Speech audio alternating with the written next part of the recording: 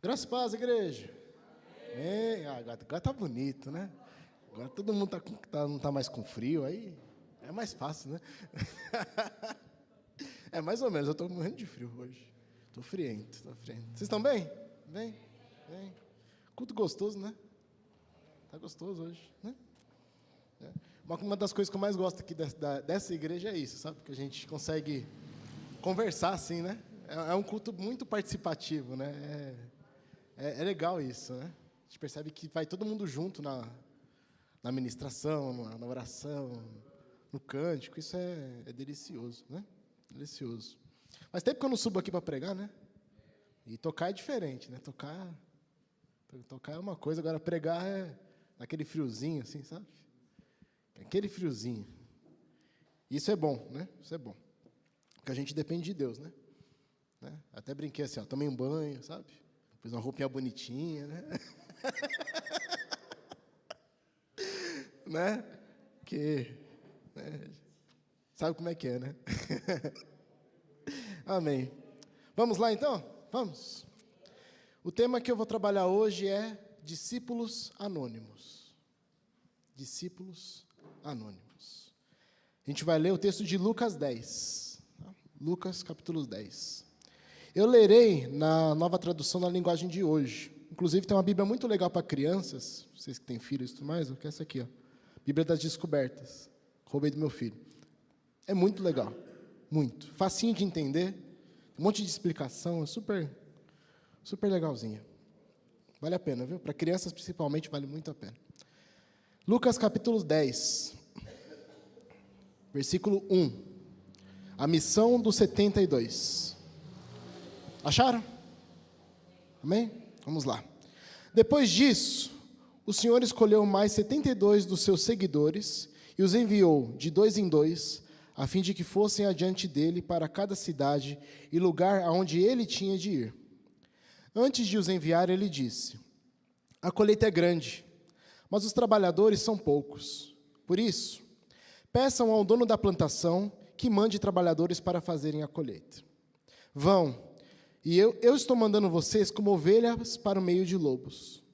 Não levem bolsa, nem sacola e nem sandálias, e não parem no caminho para cumprimentar ninguém. Quando entrarem numa casa, façam primeiro esta saudação: que a paz esteja nesta casa. Se um homem de paz morar ali, deixem a saudação com ele, mas se o homem não for de paz, retirem a saudação. Fiquem na mesma casa e comam e bebam o que lhes oferecerem, pois o trabalhador merece o seu salário. Não fiquem mudando de uma casa para outra. Quando entrarem numa cidade e forem bem recebidos, comam a comida que derem a vocês. Curem os doentes daquela cidade e digam ao povo dali: o reino de Deus chegou até vocês. Porém, quando entrarem numa cidade e não forem bem recebidos, vão pelas ruas dizendo: até a poeira dessa cidade que grudou nos nossos pés, nós sacudimos contra vocês. Mas lembrem-se disto: o reino de Deus chegou até vocês. E Jesus disse mais isto: eu afirmo a vocês que, no dia do juízo, Deus terá mais penas de Sodoma do que daquela cidade. Amém? Amém? Lendo esse texto, me vieram algumas reflexões interessantes, e é isso que eu queria compartilhar com vocês hoje. Eu acredito que vai ser de grande valia para a gente como igreja e como discípulos de Jesus, né? Para ficar um pouquinho mais claro como eu vou trabalhar esse texto, eu queria só relembrar. Muitos de vocês já sabem, mas talvez alguns não conheçam, né? O tempo para a gente ele funciona de forma cronológica, né? O que é a forma cronológica? Ela funciona um acontecimento depois do outro. Já foi, já levantei a mão, já foi, né? Mas para Deus é como se o tempo fosse uma coisa só. Então ele consegue ver tudo o que foi, tudo o que está e tudo o que será, como se fosse um acontecimento só. Isso me veio na cabeça por conta dessa passagem, porque essas instruções que Jesus deu a esses 72 discípulos remetem a algumas coisas que ele disse, algumas coisas que ele diria e algumas coisas que aconteceriam depois. E é por isso que é importante a gente ter essa visão quando a gente for analisar esse texto. A primeira coisa que me chama a atenção quando a gente vê a missão que Jesus passou para os 72 é... 72, ó. igual o 6 e ônibus, né? 72, né? É que eles deveriam ir de 2 em 2.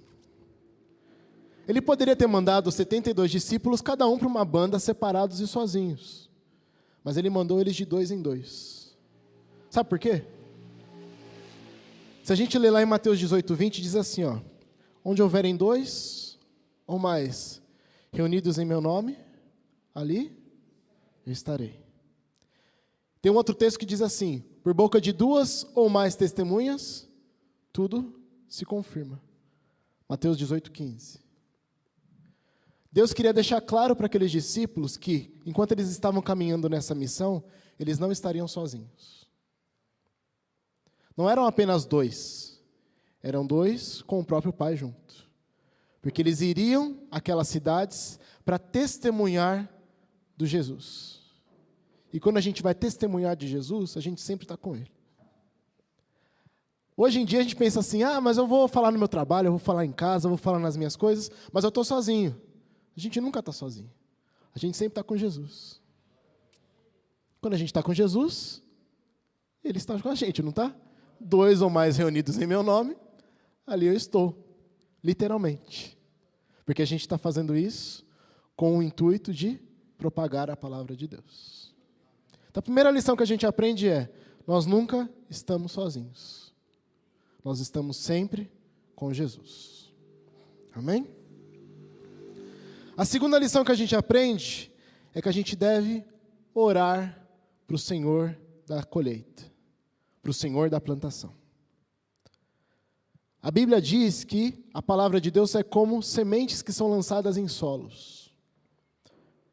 Sementes que são jogadas em terras. Terras que produzem, terras que são mais ou menos, terras que não produzem. Mas é interessante que ele não fala que ele colhe. Ele diz que os trabalhadores devem ir colher. E é para que a gente ore e peça para Deus que mande mais trabalhadores para que ajudem na colheita. Quantas colheitas não estão sendo feitas? Quantas colheitas não estão sendo retiradas do solo e tratadas e usadas como devem ser usadas? E é uma incumbência nossa isso.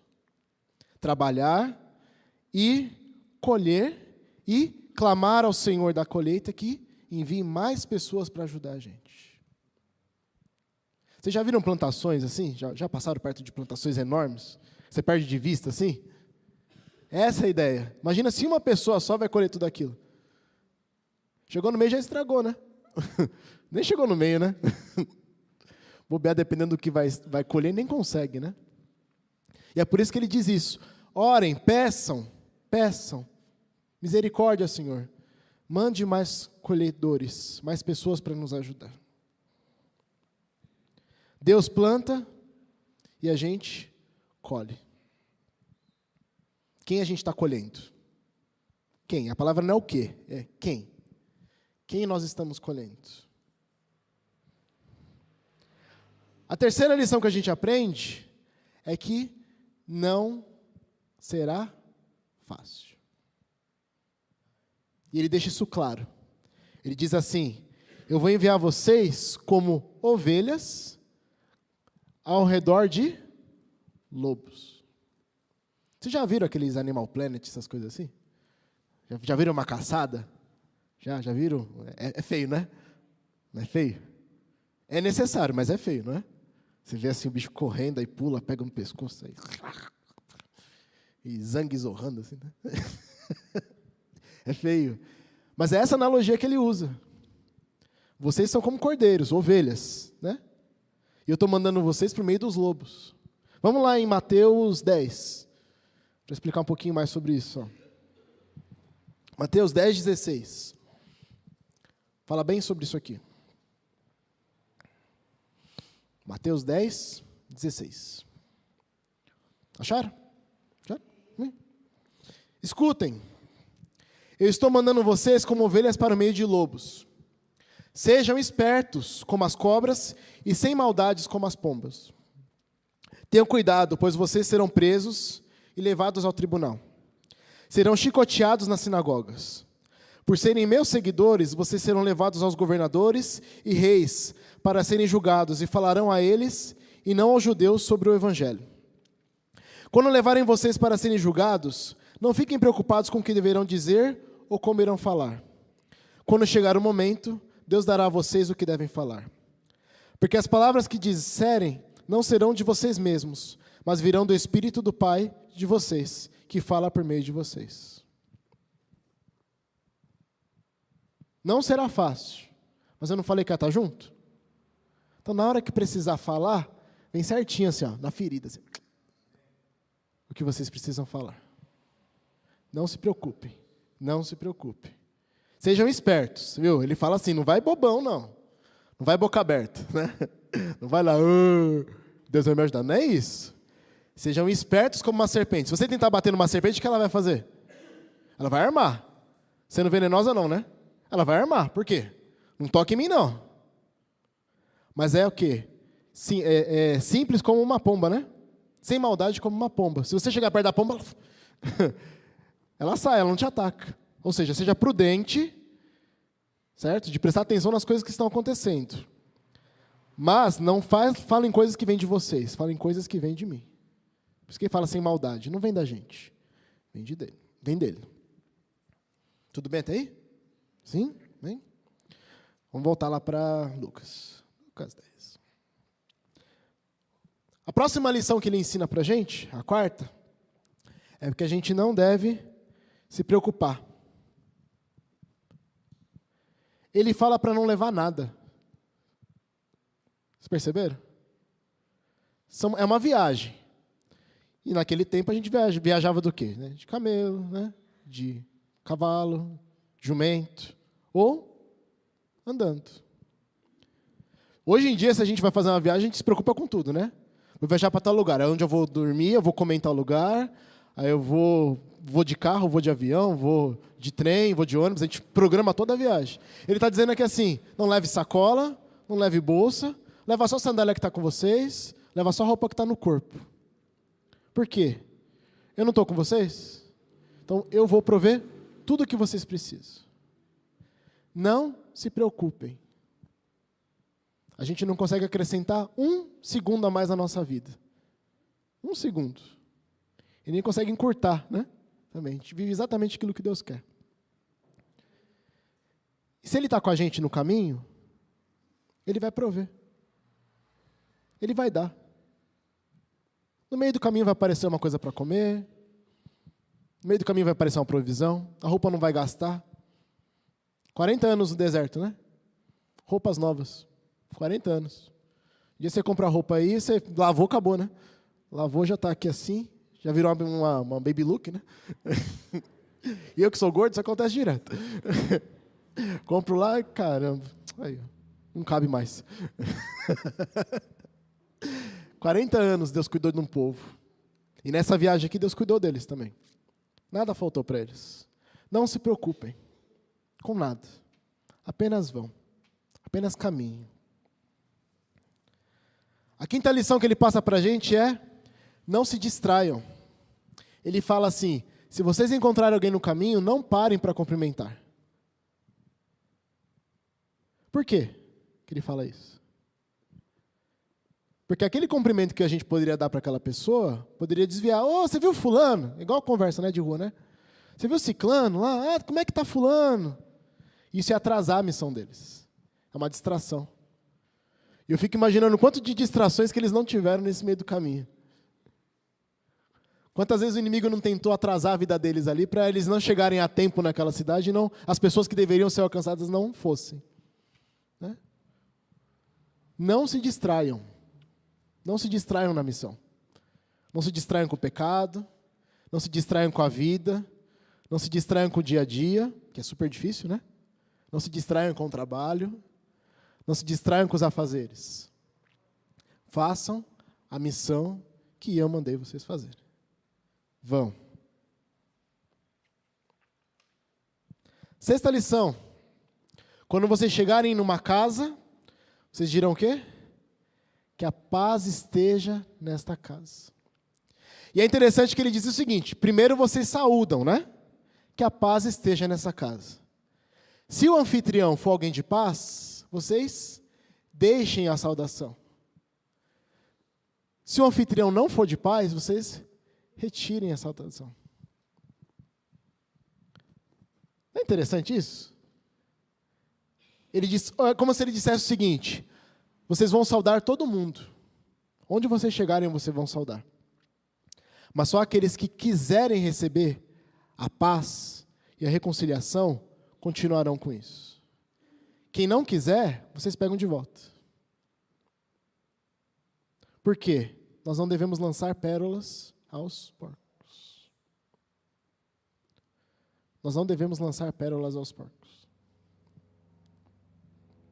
Oh, está me chamando de porco? Depende. Depende. Se é assim que ficou claro, é. A analogia da pérola ao porco é interessante, né? Porque assim, quem disse que o ouro é valioso? Hipoteticamente, tá? Vamos deixar fingir que Deus não disse isso pra gente. Vamos lá. Quem disse pra gente que o ouro é precioso? Alguém. Certo? Quem disse que a areia lá, que a pérola é preciosa? Alguém. Certo? Mas alguém um dia olhou para aquela pérola e falou, isso aqui vale muito. E disse para outro, e essa ideia se propaga. Certo? É igual dinheiro. O que é dinheiro? É um pedaço de papel. Né? Eu troco meu tempo por um pedaço de papel, com esse pedaço de papel eu posso fazer outras coisas. É isso. Né? Só que quem dá o valor para aquilo? Quem achou primeiro, não foi? Se você pega algo que você achou valor e dá para alguém que não percebe o valor disso, você não fica triste pra caramba? Você escolheu um presente, você foi na loja, escolheu um presente, aí gastou seu papelzinho lá, né? Aí você leva para a pessoa assim, ó, comprei para você. Aí a pessoa, legal. Legal. Não é decepcionante? Fala a verdade. Fala a verdade. Deus, ele deu um valor, não deu? Para isso aqui? Ele deu um valor. Muito valor, né? Tem preço de sangue isso aqui. Né? E ele está dizendo o seguinte, a minha pérola não deve ser dada a quem não quer. Porque isso aqui me custou muito. Isso aqui não é para qualquer um. Por isso que ele diz, se a casa receber a minha saudação, deixe. Se a casa receber o meu shalom, a minha reconciliação, o meu sacrifício, deixe. Se ela não receber, tome de volta. Porque você pode fazer isso. Não é que a gente não vai insistir com as vidas, não é isso. Tá? Aqui é uma missão específica. Mas ele está dizendo isso. Se você insistiu e não quer, deixe. É comigo. Vai ter mais misericórdia para cidades que foram consumidas do que para essas. Não, a gente não pode querer passar na frente de Deus, entende? A gente insiste, a gente cola, a gente tenta, mas chega um ponto que é Deus. Não é mais a gente. Vocês vão entender melhor isso daqui a pouquinho. Nas cidades em que vocês forem bem recebidos, em que vocês deixarem a paz e ela ficar, vocês vão fazer uma coisa muito interessante. Vocês vão comer, beber e curar as pessoas dessa cidade. Vão comer a comida que eles derem para vocês, vão beber as bebidas que eles derem para vocês e vão curar. Curar. Cozinhar é um negócio muito interessante, né? É um negócio muito bom. Já pensaram na lógica de cozinhar? Assim? É um negócio maluco, né? Esse negócio de física e química é muito interessante. Ó. A gente pega um alimento, certo? Pega um combinado de substâncias, a gente aplica sobre ele outras propriedades, ele se transforma em outras coisas. Já pararam para pensar nisso? Vamos pegar uma batata, vai. A batata, certo? Você pega a batata lá e morde, ela crua, você quebra o dente e é ruim pra caramba, não é? Não é verdade? Né? Negócio ruim. Mas você pega a batata, aí você põe ela dentro de uma água quente, aí espera um tempo, né? Descasca, né? Tudo mais. Põe dentro da água quente, aí põe um salzinho, põe um tempero outro. Aí você pica ela assim, aí você come, é gostoso, né? Não é? Ou você pega a batata, bota no óleo quente, né? Ela... com o barulhinho. Lá, né? Aí você vai lá e tem um infarto. Não, mentira. Pior. Vou até beber água depois dessa. Peraí. Não deixa pingando óleo, né? Então, você frita ela, não fica gostosa? Aí você fala, poxa, mas aí você pega a mesma batata lá que você cozinhou, aí você junta com uma maionese, assim, uma cenourinha, né? Faz um purê, a massa vira outra coisa. A gente mexe com a química do alimento quando cozinha, né? Você mistura uma coisa com a outra para ela virar outra. E cozinhar não é interessante, porque assim, se eu cozinhar e a dona Neuza cozinhar, a mesma coisa, é totalmente diferente. Mesmo que seja um purê, não é? Não é interessante isso? Porque o ato de cozinhar, de fazer um alimento, é algo interno. Eu tenho que primeiro montar esse negócio aqui, para depois transformar ele em alguma coisa palpável. E depois disso, eu faço uma coisa muito interessante, que é sentar na mesa para comer. Né? Sentar na mesa deveria ser um hábito obrigatório, assim, devia ser lei, assim, ó. Né? A partir de hoje é obrigatório que todas as famílias sentem à mesa em todas as refeições e comam juntos. Sabe? Sem celular, sem televisão, sem música, sem nada. Se sentem e conversem. Sabe por quê?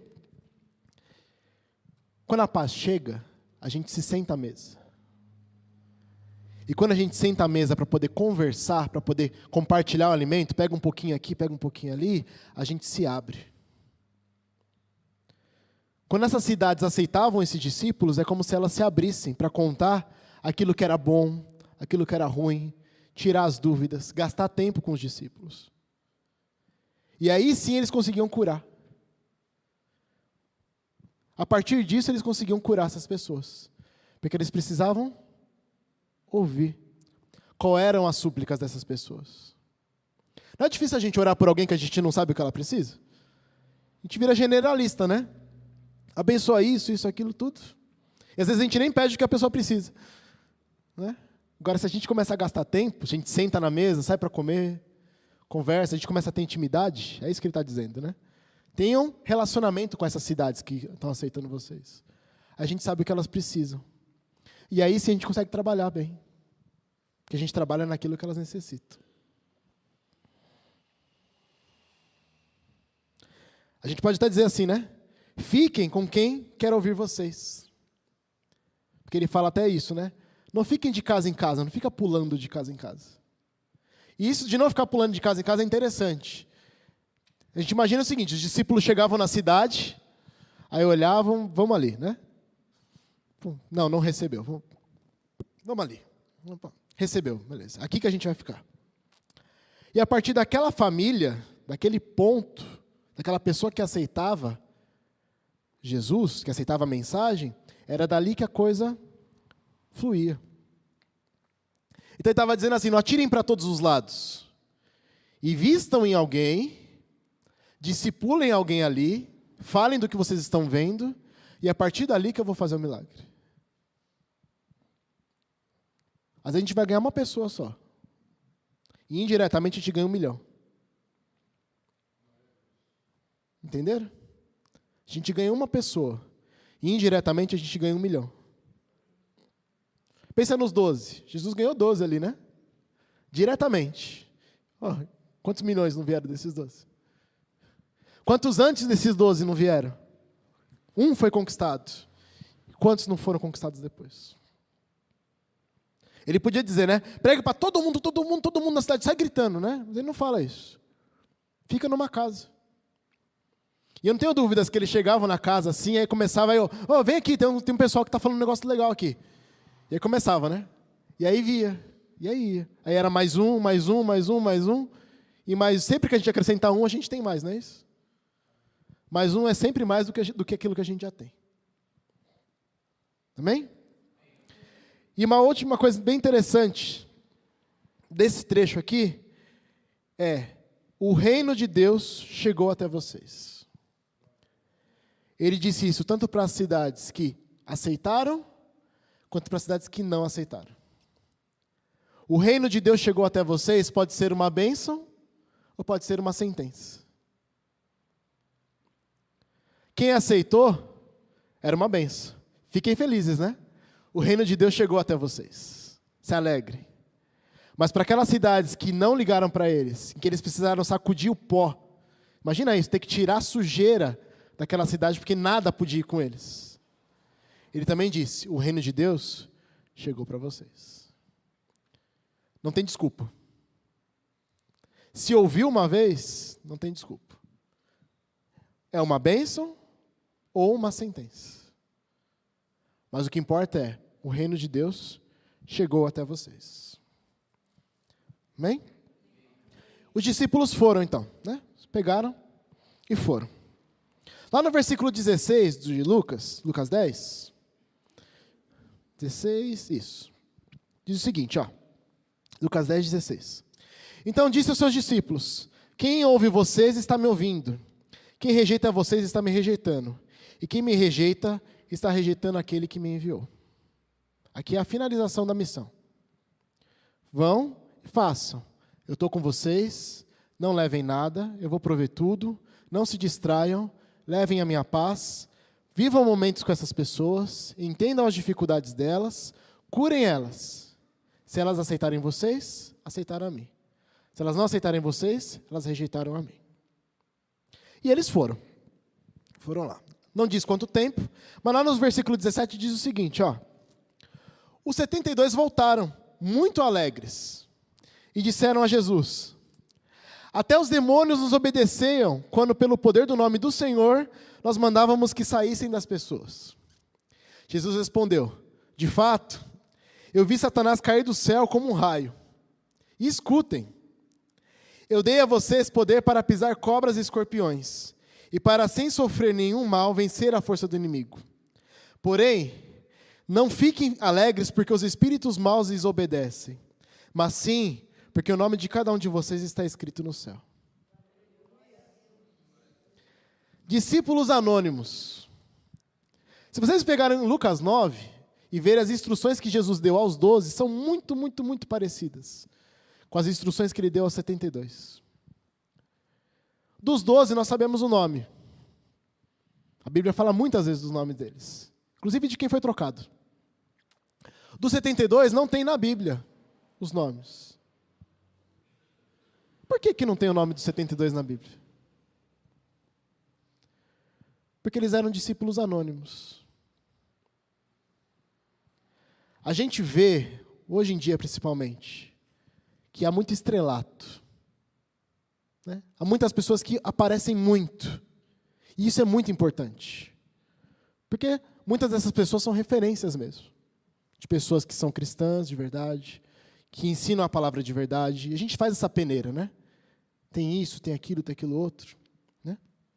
E elas são importantes para isso. Para muitas pessoas que precisam ver pessoas que brilham. Assim, muito. Mas a maior parte do evangelho é feita pelos discípulos que são anônimos. Anônimos para quem? Para a sociedade. Nem tiveram o nome citado aqui. E talvez isso tivesse aparecido na cabeça deles assim, sabe? No meio do caminho. Por que a gente não está com os 12? Isso poderia acontecer. Né? Por que ele não mandou um dos 12 com a gente para poder ficar mais fácil, né? E tudo mais. Mas Deus queria usar esses 72 anônimos para alcançar aqueles que os 12 não alcançariam. 72 anônimos. 100 anônimos. Quem é o André na fila do pão? Quem é o André na fila do mercado? O André é alguém que pode ganhar mais um. Nós somos pessoas que podem ganhar mais um. Na fila do mercado. E não na televisão. Cada um é uma pecinha do xadrez. E cada um tem uma função. Já jogaram xadrez? Já? Não? Diferente da dama, né? Jogar dama, xadrez, cada pedra tem a sua função. Né? Você não pode fazer uma função de torre com o cavalo. Você não pode fazer a função do peão com o rei. E vice-versa. Cada um tem suas regras. Por quê? Para que o jogo funcione, cada um tem que estar na sua posição certinha. E os discípulos anônimos precisam estar nas suas posições certinhas para que o grande xadrez de Deus dê certo. É legal que Jesus fala aqui, né? Eles falam assim, nós vimos os demônios saírem, né? Ele fala, de fato, eu vi Satanás cair do céu como um raio. Eu vi o que vocês fizeram.